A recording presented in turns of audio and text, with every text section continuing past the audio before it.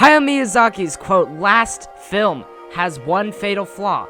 What is it exactly? Let's jump into it.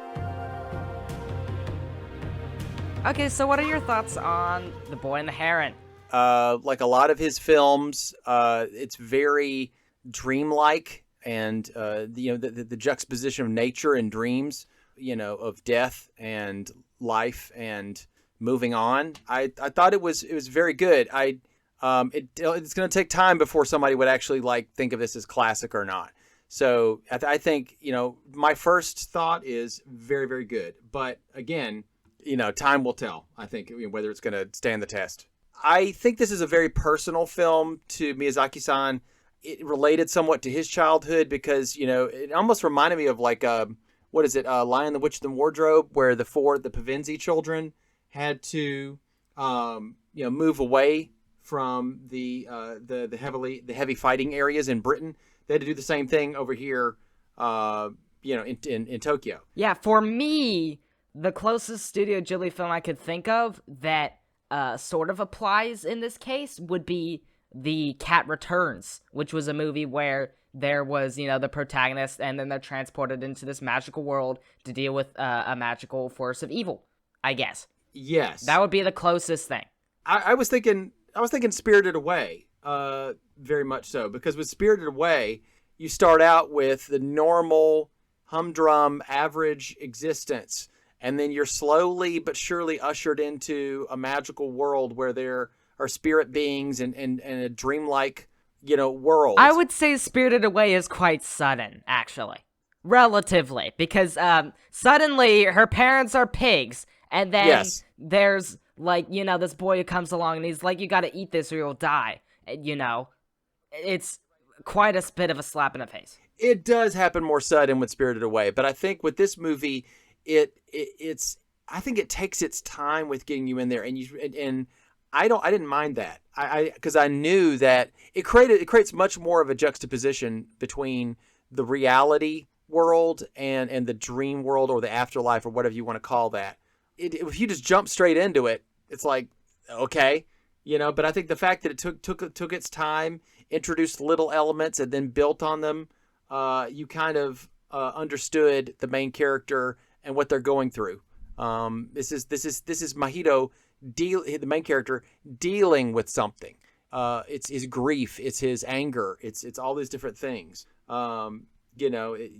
Understanding of his mother and accepting a new mother. That life changes, that things, move on. And he needs to move on. So that's what I got from it. And I think that's I think you're making this movie a bit more than it makes of itself. I don't agree. I think he doesn't. If you look at what the different elements mean, did you notice toward the end where he meets his mother as a young girl, and then there's an earlier thing where they said that his mother, when she was a young girl, she wandered away, and they never found her, and they found her a year later. If you think about it, she meets him, and then there's almost a time travel element too, if you think about it, because she's going into a door with the old woman as a young woman who also got lost, and so she's going out there with her to then grow old and then meet her own son. She said, "I'm sure you're a lovely boy, and I can't wait to be your mom." There's closure. There's a little bit of a closure to it, in terms of how Mahito is dealing with this. It is dealing with death and loss and mortality as a child, and also Hayao Miyazaki is getting older. So he's also possibly thinking about his own mortality, and he's thinking about his own grandchildren. And there's different things you start to think about as you get older. And I really, maybe you didn't see it, but I think me being older, getting a little gray in the beard, made me appreciate that a little bit more. Well, it's rather just that I do not feel that there is indeed closure. Let's hit the nail on the head. The one thing that this movie is missing to just be, complete, to actually be, a great Studio Ghibli movie, is how does this apply to our characters? Everything that is going on, what does it represent in the characters? We don't really get that. For instance, let's start back at the beginning, where there's this flashback, and it's not really a good, nice one where you get to see, you get to know like what the character is personality-wise? No, you don't really. And then after which he is silent for like multiple minutes. And then as he's going along this adventure, it's like, he's sure saying these things and sure doing these things, and these things are sure happening, but like, what does this mean for a character? Also, there's a lot of moments where they say something or he says something and he's like, how did he determine that really? Like, for instance, what you said about, this is an important point here. What you said about his mom was one of the last things that was ever said about in their interactions. It was one of the last things said. So that wasn't at the table at all. And it was just dumped on us, and it's like, okay, she's her mother? I don't think that you could have really, like, been able to guess that, really. Well, I guessed it because she is she looks similar to him, but of course that's anime for you. But she looks similar to him, and the fact that she had a lot of her powers have to do with fire. And I was like, and I was kind of thinking, yeah, they did not set up Mahito, our main protagonist. They didn't set him up really well to start with, and then throughout the adventures, they continued to not. Are you saying you didn't get any depth? And yeah, I have to agree on that. But I think what we're meant to do is, nor his mother or his father and their relationship. No, we get nothing about his mother. It doesn't show, but honestly, because I think it's from his point of view. It's how he sees things rather than, and because honestly, we don't see a lot of the interaction between the new mother and the father. We do a little bit, but honestly, that's because he's not witnessing it. I think we're meant to be he's meant to be a point of view character that we're supposed to kind of. He's like what's it called, a author insert or a self-insert character. We're supposed to insert ourselves into his position. Yes, but the problem is that Ghibli movies in general, like all the good ones, they are all about these characters and what this all means for characters. Like Spirited Away, she is going through these things, and we're like, okay, all these things are happening. They're all a bit crazy. We don't understand them all, but they tie into the character so that it does make sense. What they're going through is because it's representative of her. And I'll bring up something. This is why people like Silent Hill 2, for instance, is because he's going into this town full of strange, demonic creatures, but strange beings, and a strange world that's like, it doesn't make sense, but it applies to his character. And we get to know sort of him and just all the things.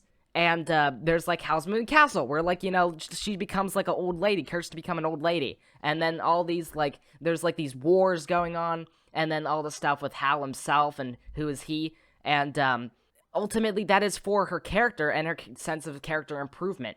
And they sort of fleshed her out a lot in that way. Him being a self-insert character is a problem. It is a fatal flaw in my mind. The main development that I saw with him is that he said, did you notice that when he was in the birthing room, whatever it's called, with Natsuko, or whatever her name is, his new mother, every time they say, "Oh, your mom," he goes, "That's not my mother. It's just this woman my dad likes." Right? He keeps saying that, and finally he says he calls her mother.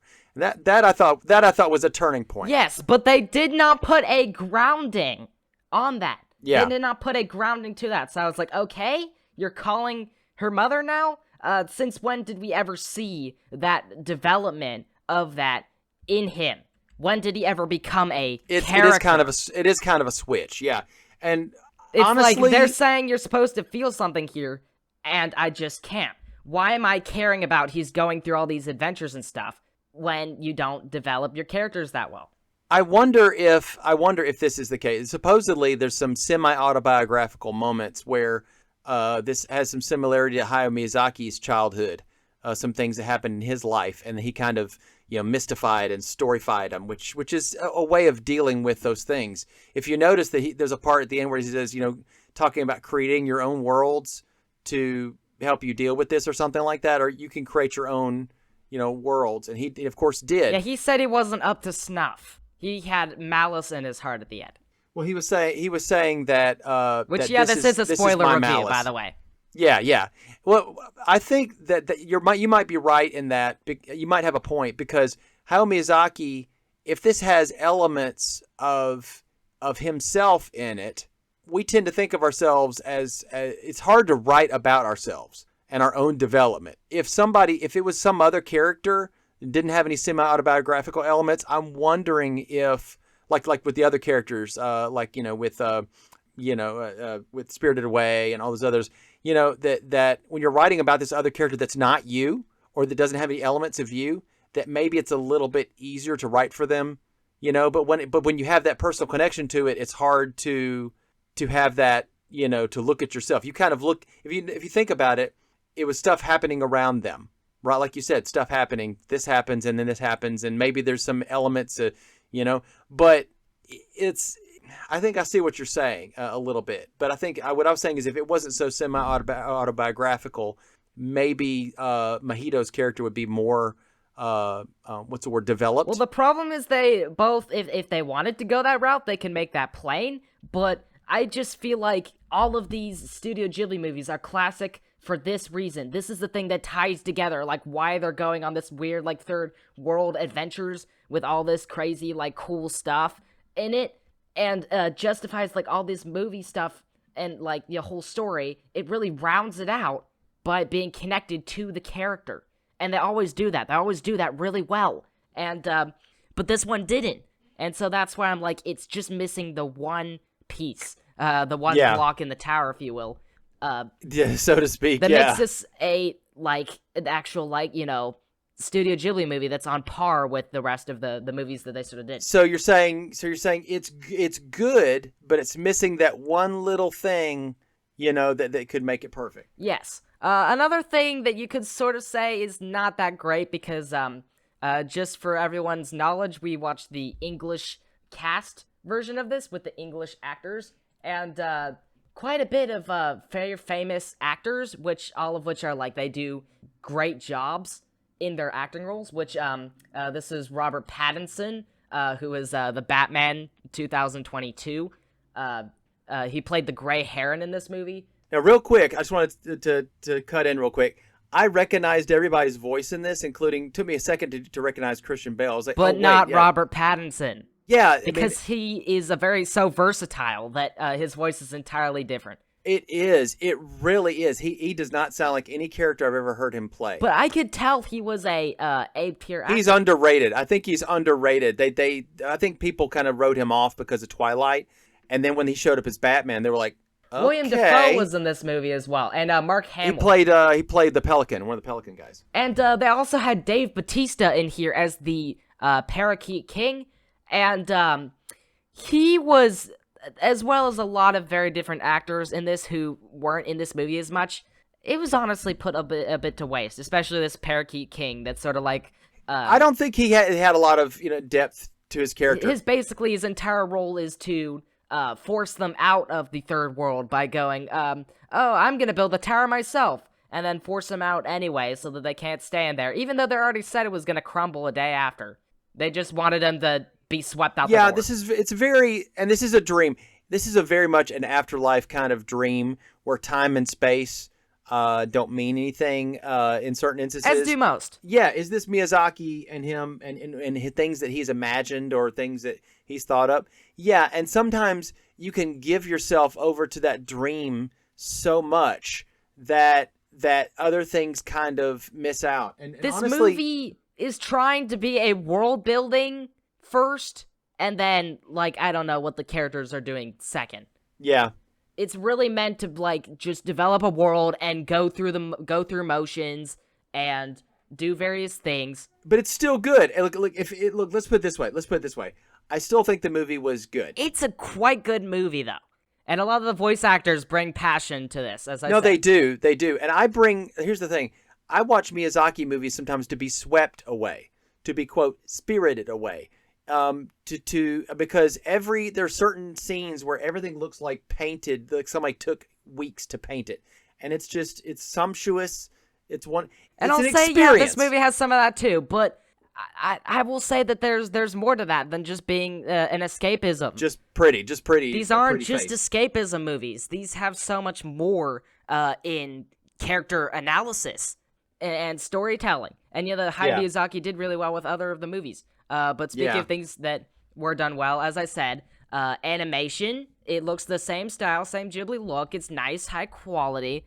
It is a win for 2D animation because a lot of people use a lot of the animation these days is CGI. A lot of people use drawing because it's not cost effective. Even anime, they are finding that it's more.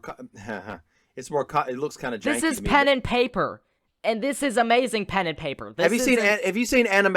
I'm not going to use Dragon Prince as an example, but the animation Dragon Prince and other types of that. But it's a CGI that they put like this plugin on that makes it look cell shaded, and I don't like it. I don't mind it for like mechanized, or that it's digital drawing. Yeah, is what makes up most of these days. But this is pen and paper. Yeah, and you can tell the environment is pretty great. The ambience, and the shot composition. The Foley, especially the beginning, where, as I said, the protagonist barely speaks. There's a lot of people who don't speak a lot, like at the very beginning, because they let you sink in that ambience, and it is pretty nice.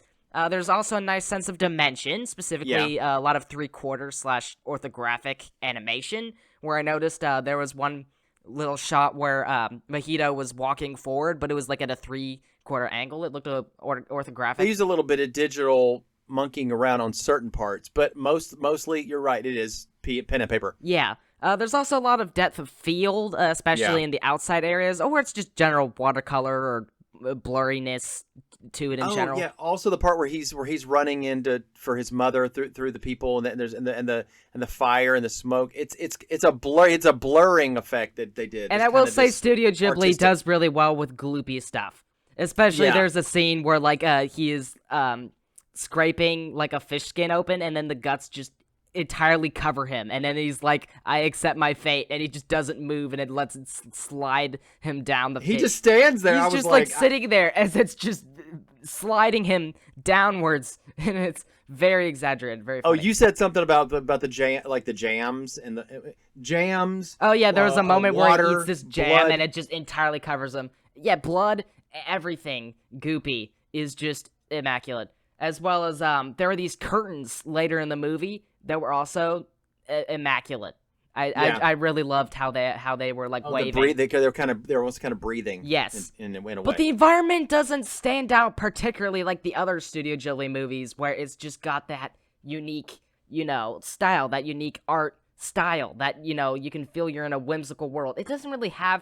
It feels like a modern sort of like world like grounding, if you get what I mean. Yeah. It's not, sort of the environments that they've done before. It feels like like to take a camera to Ireland, and then that's what it is. Yeah, but I will give it this. This is a very personal movie from Miyazaki-san. I thought that it.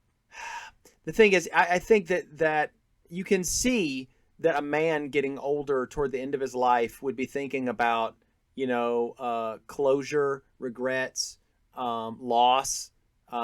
Those elements are in there, but those are elements that we are bringing to the table in terms of how we're seeing things. You don't really see how Mojito sees it because he's not very talkative. Yeah, but the thing is, he doesn't get.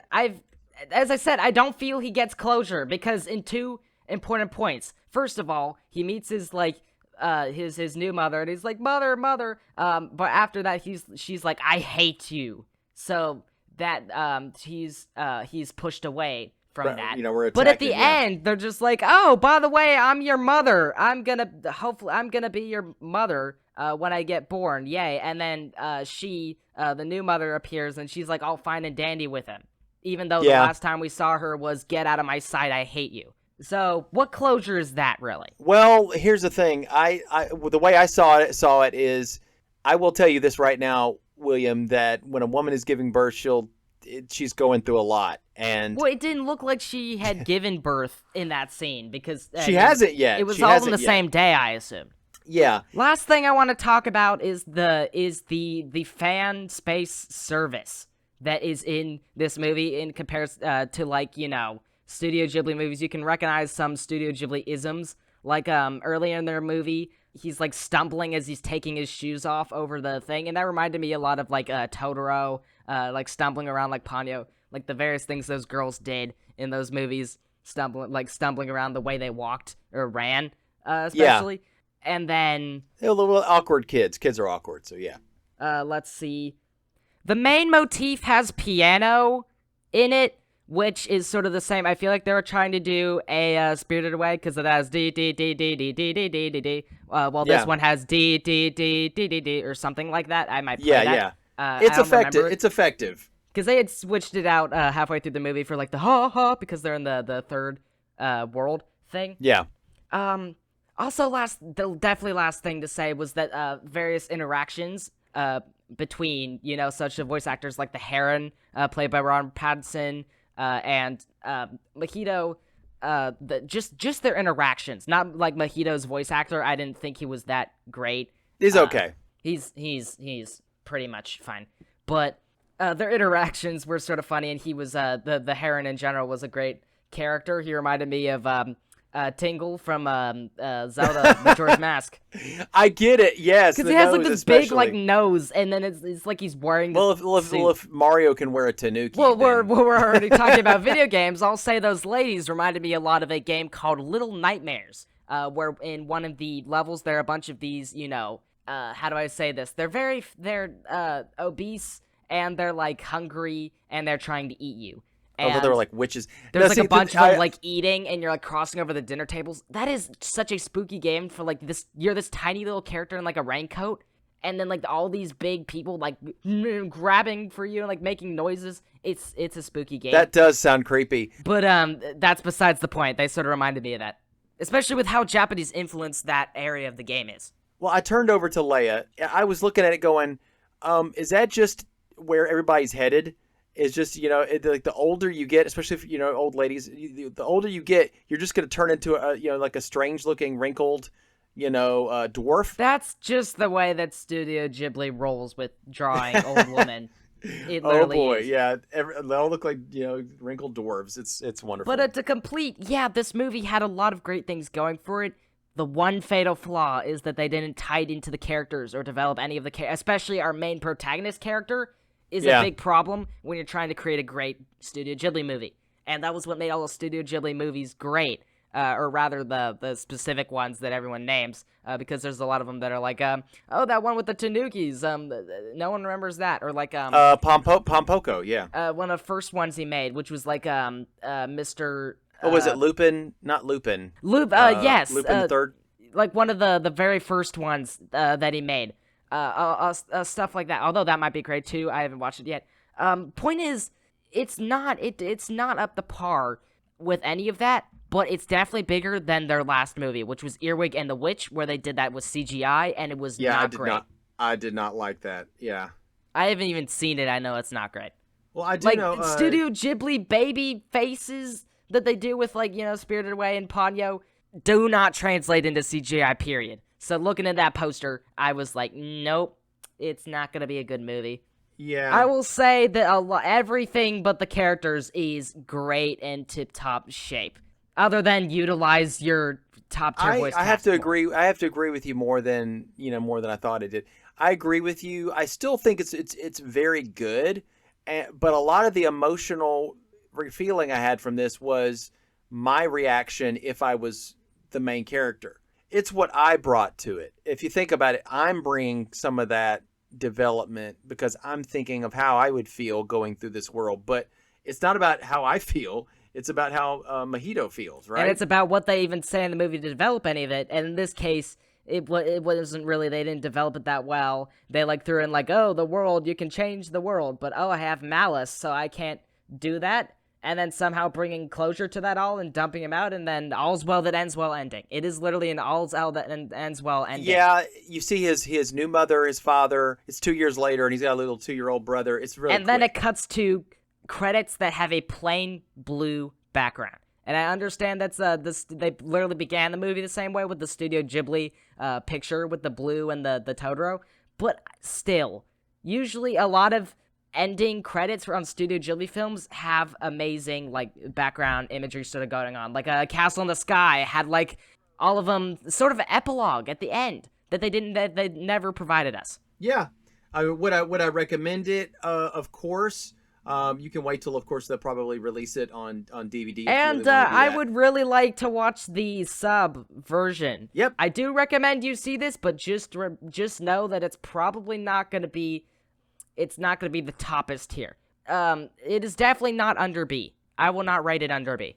Yeah, I give it a B, maybe a B plus, and and only because of the points that you made.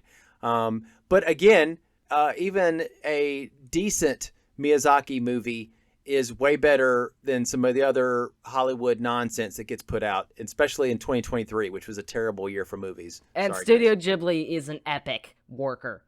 Yes, worker. Absolutely. So we are Cinematic Fantastic, a podcast about classic horror, and we're in the middle of the 1940s right now, all the way a century ago, science fiction to various fantasy properties, and you can find us on YouTube and Spotify and Castbox, Apple iTunes rather.